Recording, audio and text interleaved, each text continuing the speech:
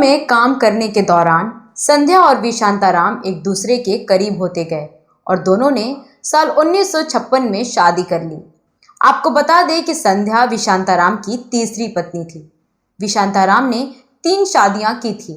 उनकी पहली शादी विमलाबाई के साथ हुई थी। उस समय वी शांताराम की उम्र 20 साल थी, जबकि विमलाबाई की उम्र 12 साल थी। यह एक अरेंज मैरिज थी। इस शादी से उनको एक पुत्र प्रभात कुमार तथा 3 पुत्रियों का जन्म हुआ। बाद में 1941 में शांताराम की शादी अभिनेत्री जयश्री से हुई। दोनों ने शकुंतलम जैसी कई फिल्मों में काम किया। उनकी इस शादी से उन्हें एक पुत्र और 2 पुत्रियों का जन्म हुआ। उनके पुत्र किरण शांताराम निर्देशक हैं, जबकि पुत्रियां अभिनेत्री राजश्री और तेजाश्री हैं। 1956 में हिंदुओं के लिए बहुपति प्रथा पर रोक लगाने के लिए कानून बनने से पहले ही वी शांताराम ने संध्या से शादी कर ली थी। वी शांताराम को संध्या के रूप में न सिर्फ पत्नी और उनकी फिल्म के लिए एक्ट्रेस मिली, बल्कि वह शांताराम के जीवन एवं उनकी कंपनी राजकमल के लिए मजबूत सहारा बनी।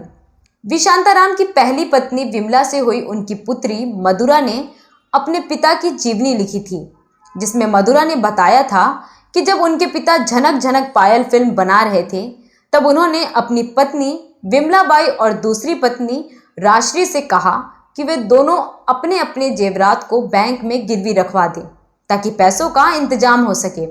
विमलाबाई तो इसके लिए तुरंत तैयार हो गई, लेकिन जयश्री ने अपने जेवरात देने से इनकार कर दिया। इससे वी शांताराम और जयश्री के बीच गलतफहमियां शुरू हो गई।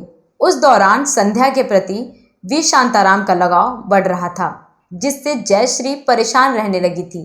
जयश्री ने संध्या के साथ अच्छे संबंध बनाने के लिए संध्या को अपने गहने उपहार में देने की इच्छा जताई, लेकिन संध्या ने गहने लेने से मना कर दिया और कहा कि उन्होंने गहने पहनना छोड़ दिया है। वी शांताराम ने 13 नवंबर 1956 को जयश्री से तलाक ले लिया और उसी साल 22 दिसंबर को वी शांताराम ने संध्या से शादी कर ली। संध्या बहुत ही मेहनती थी और साथ ही साथ अपने पति के प्रति पूरी तरह से समर्पित थी। उन्होंने डांस गुरु गोपी कृष्णा से कथक सीखा। वह उनसे 8 से 10 घंटे तक नृत्य का प्रशिक्षण लेती थी। संध्या मध्यम वर्गीय परिवार से थी। उस समय कई लोग कहते थे कि संध्या को वी शांताराम के पैसे का लोभ है, लेकिन संध्या कहती थी कि उनको पैसे का लोभ नहीं है। मुझे पैसे से मतलब नहीं है, मैं राजकमल के लिए हूँ और राजकमल के लिए ही समर्पित रहूंगी। संध्या ने शादी के बाद भी वी शांताराम की फिल्मों में काम करना जारी रखा। उनकी एक महत्वपूर्ण फिल्म 2 आंखें 12 हाथ 1958 में आई।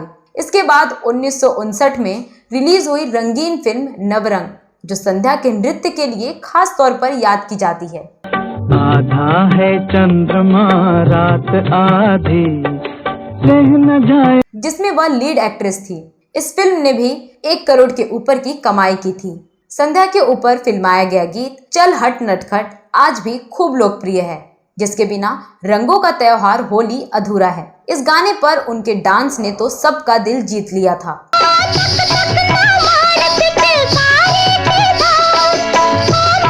संध्या के बाद की फिल्मों में स्त्री, सेहरा, लड़की सह्याद्री की और जल बिन मछली, नृत्य बिन बिजली प्रमुख है।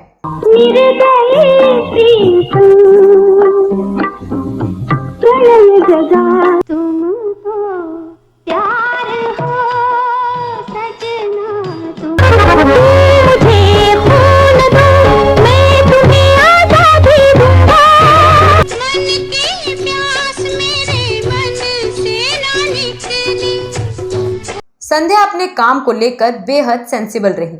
छोटे छोटे रोल छोड़ दिए जाएं, तब बतौर मुख्य किरदार जिंदगी भर उन्होंने किसी दूसरे डायरेक्टर के साथ फिल्म नहीं की, बल्कि अपने पति के हर एक कदम पर साथ दिया।